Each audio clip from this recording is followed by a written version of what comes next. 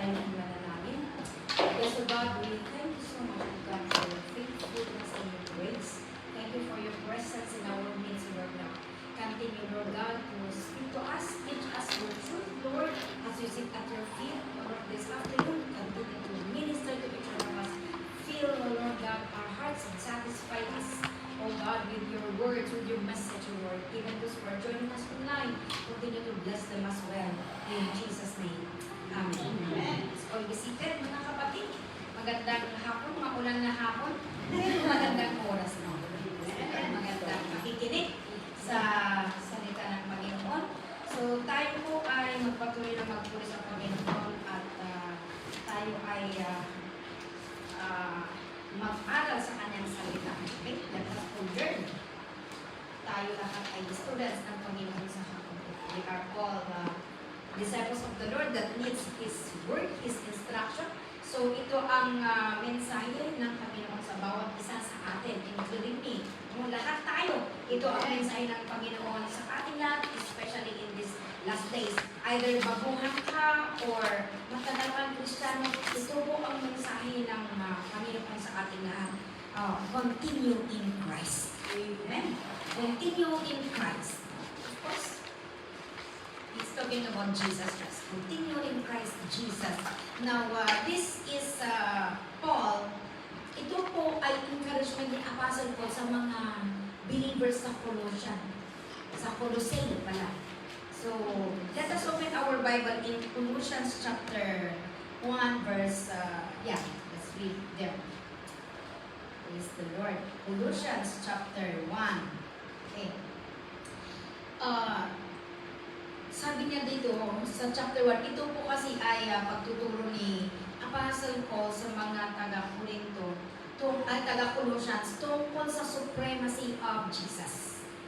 We know, from if we start reading from verse 15, makita natin dito na in-introduce ng Panginoon, in-introduce ni Paul si Jesus Christ. Nasabi niya, ang Panginoong Jesus ay siya po ang image of the invisible, that hindi po siya ka-level ng angels, but He is the representation, the exact representation of God. You know? Kaya sabi ni Jesus, if you see me, you have seen the Father. At sabi dito, He is the firstborn over all creation. Okay? For in Him, all things were created, things in heaven and on earth, visible and invisible. For thrones or powers or rulers or authorities, all things have been created through Him and for Him. So, siya po ang ating lahat, siya po ang lumikha sa lahat. Sabi niya dito, siya ang namatay para sa ating mga kasalanan. Siya po ang nagpatawad sa ating mga kasalanan. Siya ang healer of all our diseases. Siya ang nagtubos sa ating buhay. We are all heading to hell because of sin. Pero pumunta siya dito para piyansahan ang bawat isa sa atin. So, He redeemed our lives from the pit. No? And He grounds us. No? He lavished us with His love and His compassion. Hindi siya pumunta para i-judge ang bawat isa, but He came to seek and find the lost like us. Amen. But for the second time that Jesus is coming, He will be judge. He will be the judge, He will be coming to judge. Pero for the first time that He came to find each one of us. Tingnan natin yung laki ng pagmamahal ng Panginoon at yung hapag niya sa bawat isa sa atin. Binigyan tayo ng chance. He is the one that satisfies our desires with good things na hanggang ngayon, kung bakit tayo nasusustain dahil sa ating Panginoong Diyos. It's because of His grace and mercy na tayo ay nasusustain everyday. So, ganun po ang ating Panginoong Jesus. Okay? So, nasabi niya, kung isipin natin ang ginawa ng Panginoon sa atin, no? Nung pagkamatay niya sa cross, binigay niya ang buhay niya sa bawat isa sa atin, at patuloy niyang ginagabayan ang bawat isa sa atin. Sabi niya, ano na ang gagawin natin? What are we going to do? As we come to know Him, no? Ano na ang susunod na gagawin natin dito? Sabi ni Paul doon sa verse 21, kung ituloy natin basahin sa 21, sabi niya, Once you were, remind na, no? Once you were alienated from God, or we are separated from God, and were enemies in your minds because of your evil behavior. Naging enemy tayo ng Panginoon. We were separated from Him because of sin, at naging kalaban tayo ng Diyos sa mga, dahil sa mga masasamang, sa mga evil works that we have been doing. But then, sabi na dito, but now, sabi niya sa verse 22, but now, He has reconciled you by Christ's physical body through death to present you holy in His sight, without blemish and free from accusation. Okay, but He became the bridge, no? Siya ay pumunta dito, ibinigay niya ang kanyang buhay para siya ang way para tayo ay makipag-reconcile sa ating Panginoon o sa ating Panginoon, no? So, sabi doon, mahalaga ang kanyang kamatay. No wonder, in the other verses, sabi ni Paul, I will never forget His suffering. Amen. I will always carry around in my body the death and the suffering of Christ, so that the life of Christ will also be seen in me. Sabi niya, sabi niya, dahil sa physical body na ibinigay ng Panginoong Jesus at yung pagkamatay niya, o tayo ay magiging holy without blemish. Once and for all, He justified us. Para pag tatanggapin mo ang Panginoong Jesus sa buhay mo, pag-aarap ka sa Ama, hindi na yung kasalanan mo ang makikita kundi si Jesus na nasa inyo, siya ang nakikita ng Ama, and that you will be righteous before the Lord. Okay, so in verse 23, sabi niya, if you continue, sabi niya, so nauna sabi niya, alam niyo, i-represent kayo ng Panginoon, you will be holy and blameless, without guilt in the sight of God, if, sabi, nauna yung result kaysa yung condition. Ano sabi niya? Sa mga pala tayo na nakakilala sa Panginoon, hindi sapat na kaya salvation does not end in just accepting the Lord as our personal Lord and Savior. Kasi pag may bago, di ba, ipa-accept natin sila. Hindi pala nagtatapos doon. Sabi niya, may continuity yun pala. Pagkatapos nating napakinggan o nalaman ang ginawa ni Jesus sa ating buhay, pagkatapos natin siyang tinanggap, binantas at tagapagligtas, ano na ang susunod? Sabi niya dito, continue in your faith. Kasi that justification that even Jesus died on the cross for all our sins, if we will not continue in the faith, we do not continue in Him, we will not stay saved.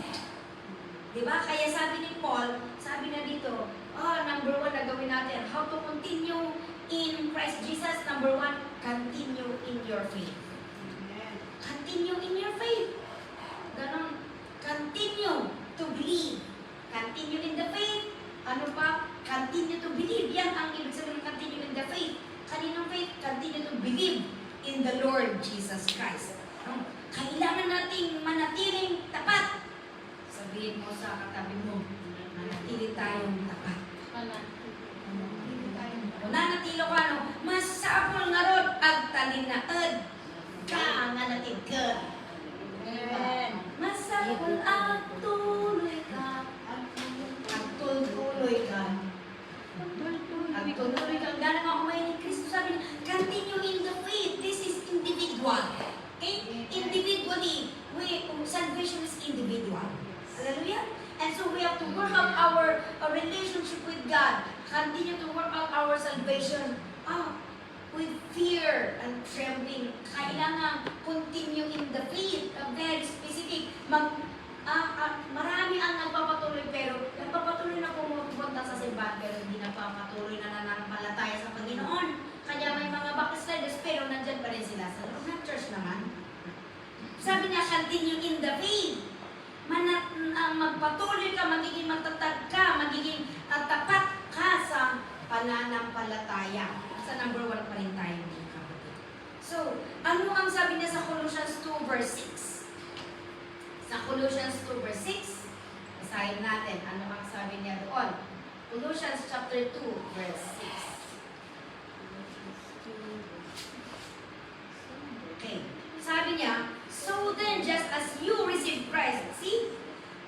Just as you receive Christ on the upon receiving the Lord Jesus Christ, sabi niya, continue to live in Him.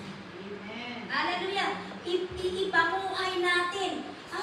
Palagi natin iisipin yung ginawa niya sa cross, yung ginawa niya sa ating buhay, upang kung siya ang palaging laman ng isip mo at ang puso mo, no?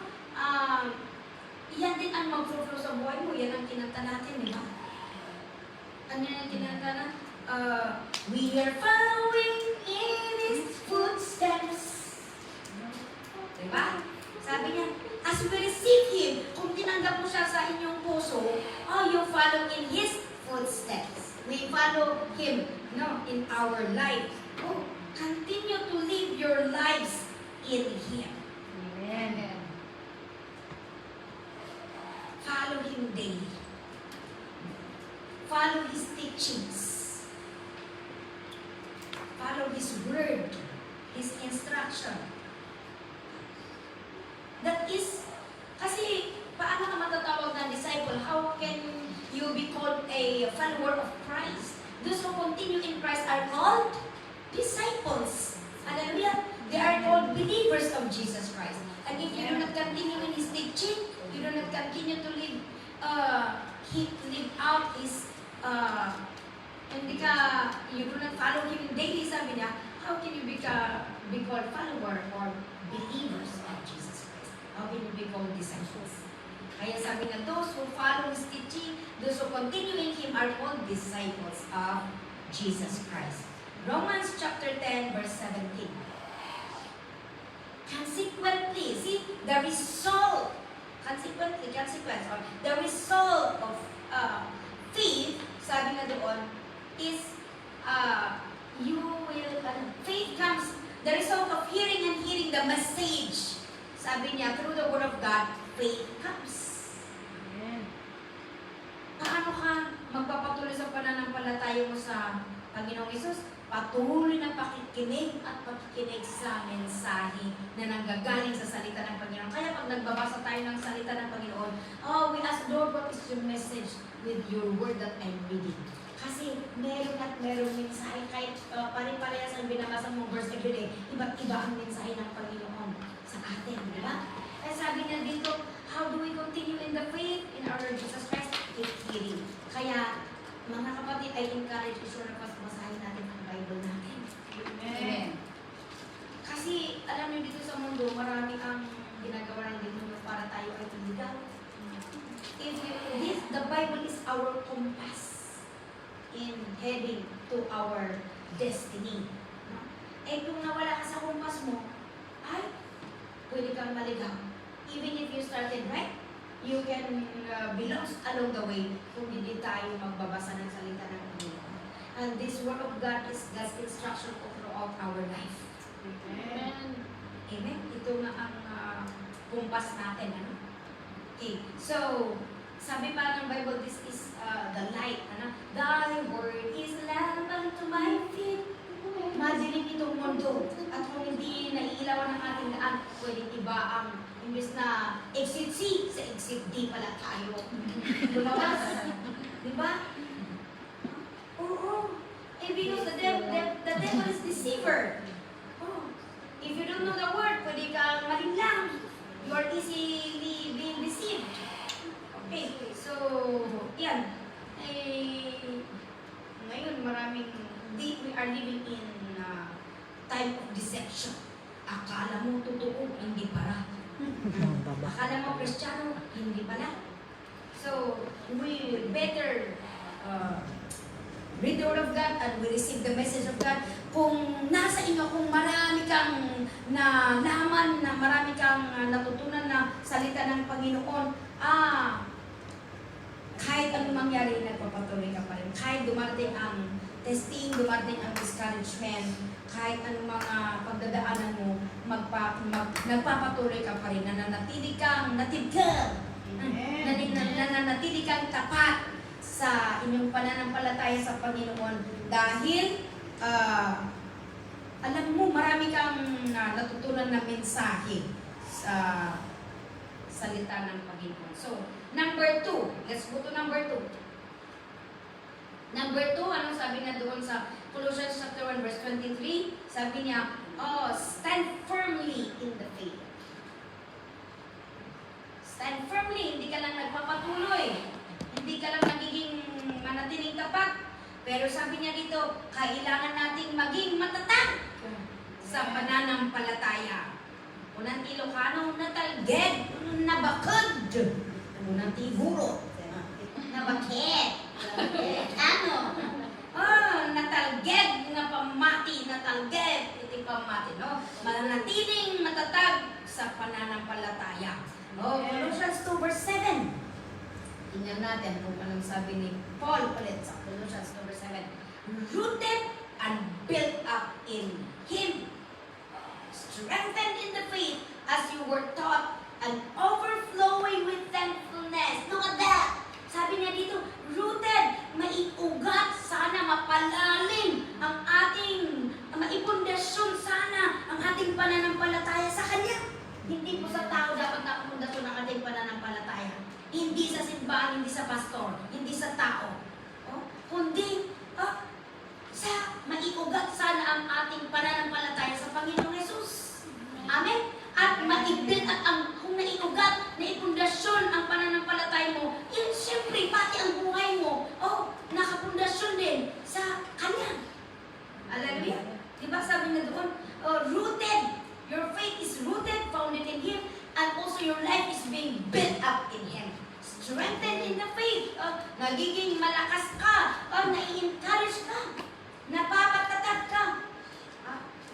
Sa Kanyang mga salita at sa Kanyang banal na Espiritu. At ang resulta, sabi niya, overflowing with thankfulness. Ang isang rooted or matured, nakapundasyon ang kanyang pananampalataya at ang kanyang buhay sa Panginoong Yesus. Kahit anong mangyari, adalata dyan pa nagyaman, haan nga naging bitter at the end. Kahit na may pagsubok kayo minsan, last night we received a bad news. It's a bad news, but we cannot question God with everything that is happening sa ating buhay bilang mananampalataya. There are times that we cannot understand why God allowed it, but we just know from the Word of God that God is in absolute control and we cannot question God. Amen. We just received a news last night that the son, the one that I testified last week na ilibre ng Panginoon yung bill niya na 1 million. Kung dollar yun or patakas, that is 8 million sana sa Pilipinas. 7 to 8 million. Private hospital yun, and then the faithful, and I believe it's because of the faithfulness of the mother. Very faithful siya sa kanyang, very committed siya sa kanyang giving, including kahit na papunta na siya sa trabaho, pag nakita niya kaya ka, pupunta mo na sa church, pumunta na mag-service bago siya pupunta. At one time, ang kanyang asawa ay namimilipit sa sakit, but wala siyang magawa kasi nasa ospital yung asawa. He is at home pero wala siyang magawa dahil it's part kasi ng dialysis kasi ng yung asawa niya. So there is a pain na parang ini-injure ng isang dialysis patient. Pero she was, sabi niya na, kasi naman babantay ko na walang gagawin, I will go to church and I will pray for him there. Sabi na kasama, it's Friday prayer meeting. And nung biglang sabi nila na kailangan ma-operate ang asawa niya, at in 2 weeks, 2 major operation, 3 weeks, no? 2 weeks, 2 major operation, heart and kidney, connected sa heart, cardio yung isa naman ay kidney. All the operation was successful, but in 2 weeks na mahina katapos biglang ma-operate by God's grace na nasusurvive niya. And now, sabi ng doktor na ililipat siya doon sa public hospital. Ililipat lang siya nung Monday. He's still in the ICU. And then biglang kahapon, at 5 o'clock p.m., tumawag si Pastor Merenjen, sabi niya, wala na daw si Joshua, yung anak ni Mr. Philippa. Sinarify ni Pastor Merenjen, akala na yung tatay nila. Kasi siya ang nasa ICU. Hindi, si Joshua. yung third child nila na 21 years old. Walang kaalam-alam na may, hindi nila alam. Sabi niya, asma daw yung sakit na nung bata pa siya. Pero nadatnan lang ng kapatid niya, it's holiday, it's vacation. Pumunta siya nag-part-time. Nang magising na yung kapatid niya, 5 o'clock in the, mga afternoon siya. 5 o'clock na declare eh. So before 5 o'clock, nagising daw yung kapatid, yung bunso. Sabi niya daw, tinawag ang nanay. Sabi niya, mama, nakahiga yung si kuya doon sa sala, in the floor. O, gisingin mo. O, nung ginising niya, hindi na siya umihinga. Sabi niya. So imagine yung bata, sabi niya, dahil sila ng dalawa, nagtrabaho yung nanay at yung mga kapatid niya. So sabi niya, tumawag ka ng ambulance at dalhin mo at para punta ang kayo dyan para dalhin sa ospital. Pero ginawa daw lahat ng mga doctors pero wala.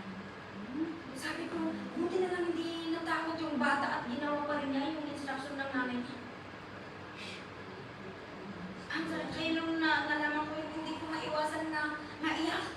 I was really, I cried talagang, grabe. Parang, it's really a shock. We just met him last May. Tapos bigla ang ganun ang, very healthy naman siya. Tapos ganun and sabi daw ng doktor na probably parang somewhat cardiac arrest.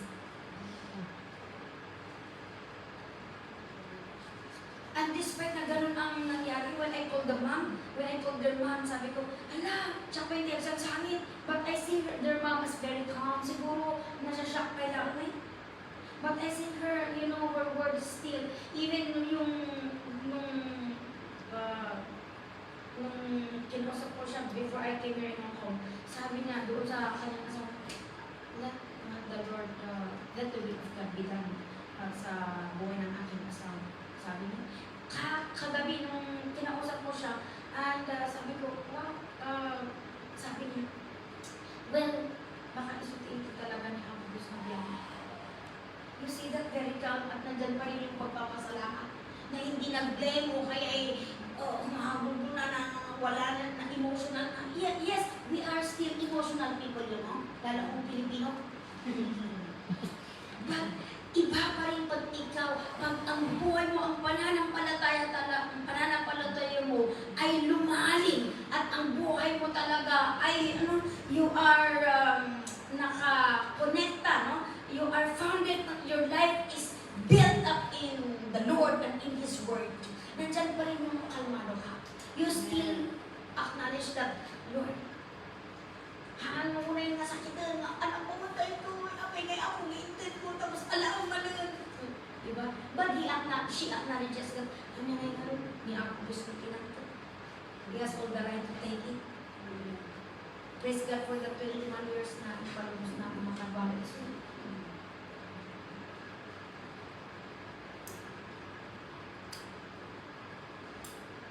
So kailangan hindi lang tayo nagpapatuloy sa ating, of course, we maintain the level of faith. But ang importante doon sa amin na hindi lang natin i-maintain, kundi we need to see that our faith is founded on the Word of God. That is founded on Jesus Christ. That whatever happens, we look up to the cross. We look, nandyan pa rin na tayo ay ma-encourage, ma-comfort doon sa salita ng Panginoon. Hindi natin na ma-experience yung halaga ng faith natin. Sometimes hindi natin makita yung kahalagaan ng ating pananampalataya sa Panginoon. But when we face situations that are hard to explain, when we face situations na hard testings, i-dyan mo na makita na, Lord, buti na lang, I came to know you. Paano ko ito nakahanda? Sabi na doon, overflowing with thankfulness. Kaya pala, kahit na na-terminate, ito na pala ang tithes na. Mapanlag na makagimong. Ang maparang dyan agency, sometimes, hindi na tayo nag-attend ng service dahil, natahanap ako ng amo eh. Yes, pinag-pray din naman natin, di ba? Pero, one who is rooted and built at those who continue in Christ, they will continue to put their trust and they believe that hindi sila pababayan ng Panginoon. As you prioritize Him, as you stay faithful in Him, God will take care.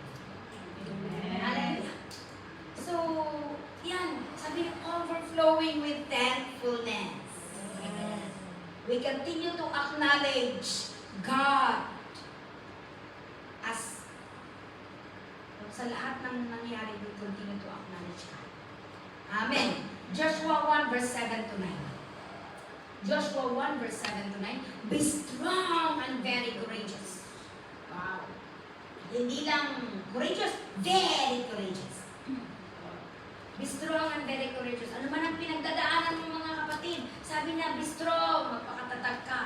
Find strength in the Lord. Nadi-discourage ka, be strong, find courage in the Lord. Be careful to obey all the law. Paano tayo magiging strong? Sabi niya, sa ating obedience. Kaya pag humihina pala, we have to continue in Christ with our obedience. So that if you are obedient to the Lord, you become strong and confident. Hallelujah? Kung nag-uubay ka talaga, you become strong and confident. God will give you the wisdom. God will give you the ability. Kagaya ng ginawa niya kay Joshua. Do not turn from it to the right. Huwag kang ma-confuse. Sabi niya,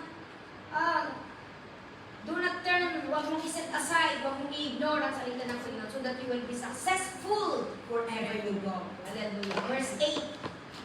Sabi doon, do not let this book of the law, nakakonekta ang success natin doon sa ating pananampalataya. Do not let this book of the law depart from your mouth. So huwag nating ilayo, huwag tayong lumayo doon sa salita ng Panginoon. Kasi pag lumalayo ka sa salita ng Panginoon, gugulong ang buhay mo. Pag lalayo ka doon sa mapa na ibinigay ng Panginoon sa inyo, our map is the map in our life is the Bible. Pag lalayo ka doon, if you depart, you will be separated. And anong mangyari? Magiging complicated, magugulo pa rin ang buhay mo. Imbis na successful, wala na. Ano na ang opposite ng successful? Makurap. Mabangkrut. Diba? Meditate on it day and night. Sabi na doon. That you may be careful to do everything written in it. Kaya ang isang nagpapatuloy sa Panginoong Kristo, ito ang ating pinagfufukusan. Ito ang ating dapat iniisip ang palagi itong salita ng Panginoon. Okay? Kasi tayo na ay hindi taga-mundo, kaya ang dapat hinahanap natin, we are to seek the things that is pleasing to the Lord. We have to seek His will. Hindi yung para tayo ay patuloy na pagpapalain ng Panginoon. As you seek His will, pagpapalain ka naman ng Panginoon. Diba? So, we have to continue to seek His will. Continue to read the Word of God para hindi tayo maputol sa ating relasyon sa Panginoon.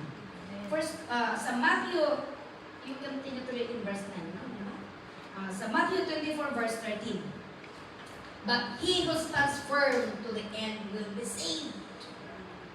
So sabi niya, those who stand firm. When we say stand firm, dapat ganon, hindi submarin na up and down, di ba? Stand firm, maintain. Or i-level up pa. Pero nalulubog, lilitaw, at kudrup minsan. Sabi niya, stand firm means steady. Hallelujah! Maintain the level if possible.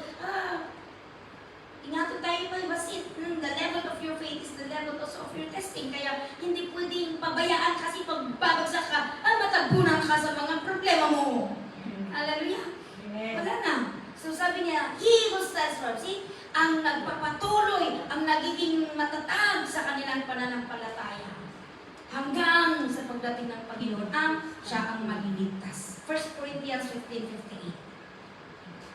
Therefore, my dear brothers, stand firm. Tapigin ko rin yung katabi mo. My brother, my sister, stand firm. Stand firm. Let nothing move you. Wala sanang makakapag-shake sa inyo. Iba't iba ang mga testings natin. Pero sabi niya, kabaulan niya ako Diyos, the Word of God is strong enough to help each one of us. Sabi niya, let nothing move us.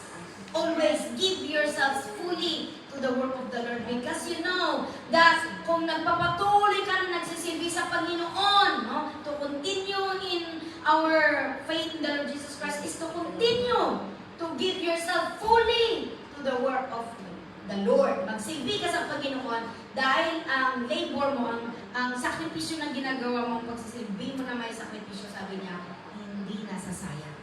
Amen. Praise the Lord. Kaya, stand firm in the faith. How do we stand firm? Patuloy tayong magsilbi. Do not leave your post.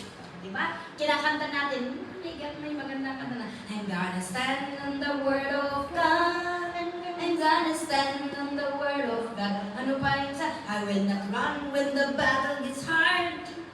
I will not run when the battle gets hard. Ano ba dyan? Sa tuloy eh.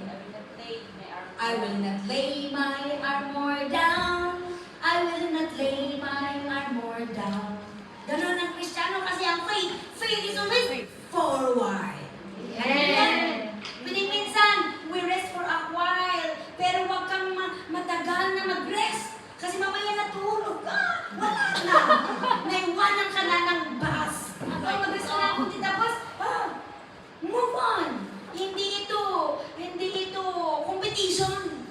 But let's go. It is a marathon, mahaba. Kaya we need to continue to keep walking. But we need also na kailangan din huwag tayo maging complacent, no? So, yan, maganda yung may mga kanta. Yan ang sabi nga na, do not lay your armor down. Magpatuloy ka, kapatid. Dahil ang reward mo naghihintay sa inyo. Hallelujah. Amen. Last but not the least, number 3. Don't drift away from the hope from the gospel. Don't drift away. Ano ang sabi niya sa Tagalog? Huwag mong hayaang mawala ang pag-asang dulot ng magandang balita na narinig nyo. Huwag mong hayaang mawala yung pag-asa mo. Sa Ilocano, kuna na, di yung itulog, amagungun kayo, kag mapu kayo, tinamnama, ang nagulpod yo, idinanag yo, ti ibanghelyo. Hallelujah! Niya ko, i-translation ko sa ulang tayo. Huwag nating hayaan na mawala yung pag-asa. Natanggap natin nung tayo ay nakarinig ng salita ng Panginoon. The gospel is the Lord Jesus Christ. The gospel is the word of God. And so, hold on to that blessed hope. Hallelujah. Hebrews 1 verse 23, 1 to 3. In the past, God spoke to our forefathers through the prophets at many times in various ways. Tuloy natin basahin. But in these last days, He has spoken to us by His Son, whom He appointed heir of all things, and through whom He made the universe. Verse 3. The Son is the radiance of God's glory. Chapter 2 yata yun. Iba yata. Hebrews chapter 2, verse 1 to 3. Sige na. Hebrews chapter 2, verse 1 to 3.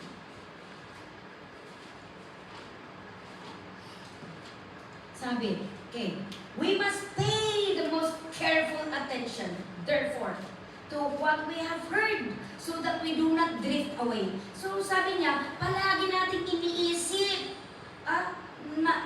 we should be aware. We have to be aware, pay attention sa mga napapakinggan natin at tinatanggap natin na salita ng Panginoon para hindi ka lumayo, para hindi ka mawala, no? Sa inyong direction, hindi ka mapalayo sa Panginoon. Ituloy natin sa verse 2.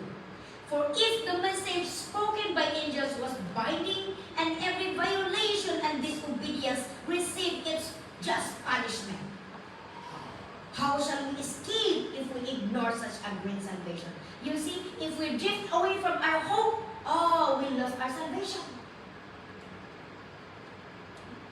Sabi niya, it's very dangerous to ignore your salvation. Do not ignore your salvation. Do not neglect your salvation. Now, sabi dito, kailangan natin alagaan yung pag-asa na tinanggap natin. Salvation is free, pero meron tayong part. Kahit namatay si Jesus para sa ating mga kaligtasan, kung hindi rin natin gawin ang ating part na anong sabi na doon, magpatuloy, maging matatag, ano pa, magiging faithful, we hold on to hope. Wala. Kasi sabi niya, this salvation which was first announced by the Lord was confirmed to us by those who heard Him. So, do not ignore. Huwag mong i-ignore ang salvation mo. Yan ang nangyari pag ikaw ay nag-drift away, napapalayo ka sa focus mo, sa pananampalataya mo sa Panginoon. Nawawala yung pundasyon mo. Anong mangyari? If are shaky ang pundasyon natin, madali tayong mag-drift away. Pag nag-drift away tayo, anong mangyari? We lost our salvation. Ang encouragement ni Apostle Paul to continue in the faith is do not drift away from your hope. Yung hope kasi yan yung assurance na tinanggap mo nung ikaw ay nakarinig ng salita ng Panginoon. Hebrews 10 verse 23. Let us hold unswervingly to the hope we profess. Hold tightly. Hold unswervingly. Hold tightly without wavering. To the hope we affirm.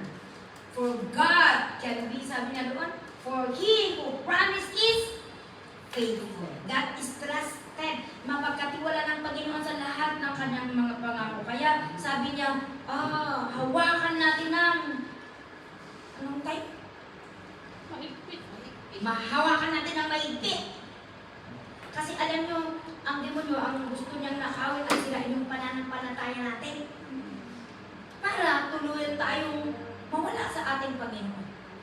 But, mga kapatid, panghawakan mo yan kasi salvation yan. Hallelujah. So, to conclude, to wrap up what we have learned this afternoon, continue in Christ Jesus. Amen.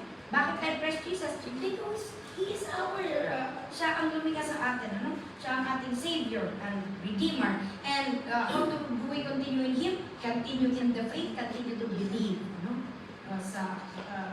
Believe in His teachings and follow Him daily. No? Number 2 is stand firmly in the faith. Number 3, don't drift away from the hope you receive from the gospel. And may result po yan. As we do these 3 things, gawin natin itong 3 na sabay, anong mangyayari? May results. Balikan natin si Colossians chapter 1, verse 22. Colossians chapter 1, verse 22. Sabi niya, but now He has reconciled you by Christ physically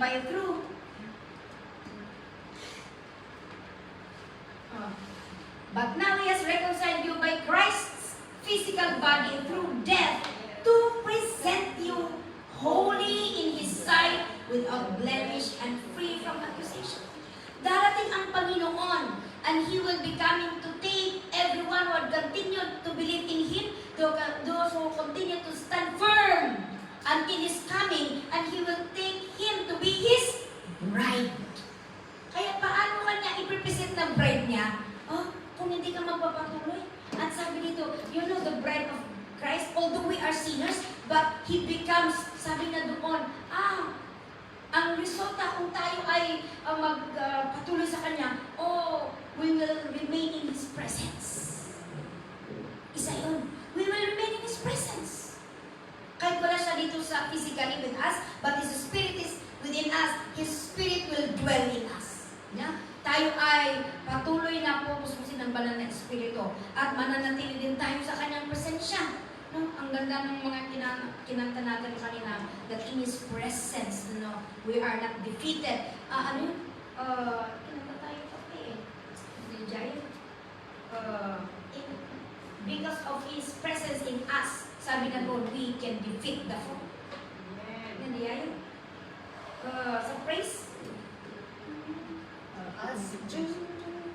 As we are being filled, as we are being empowered, as His presence is in us, sabi na doon, we can defeat the foe. And so with us, as we are in His presence, we are being transformed. Patuloy tayong binabago ng Panginoon at pinoprotektahan. Pangalawa na sabi na doon is He will present us to be holy and blameless. Ibig sabihin, He will be our justifier, our righteousness. Amen. Kung magpapatuloy ka hanggang sa kanyang pagdating, when you are to face the Lord during the judgment, hindi na yung mga kasalanan mo, hindi na yung get mo makita mong this, it is Jesus, no? He will be your righteousness. Hallelujah. He will present you as holy without blemish. Only, sabi niya, if we continue. Diba? Kaya, number 3 na result, if we continue in the faith, Psalm 92 verse 13 to 14. Last ito. Psalm 92 verse 13 to 14, sabi niya, planted in the house of the Lord, they will flourish in the courts of our God. Verse 14, they will still bear fruit in old age. They will stay fresh and green. Ibig sabihin na sabi na doon, we will be rich, no? We will be rich in faith, love, and contentment. But at the same sabi niya, those who are planted in the house of those who are remaining in the Lord, those who continue in the Lord, sabi niya doon, wow, you will continue to flourish. God will continue to sustain you.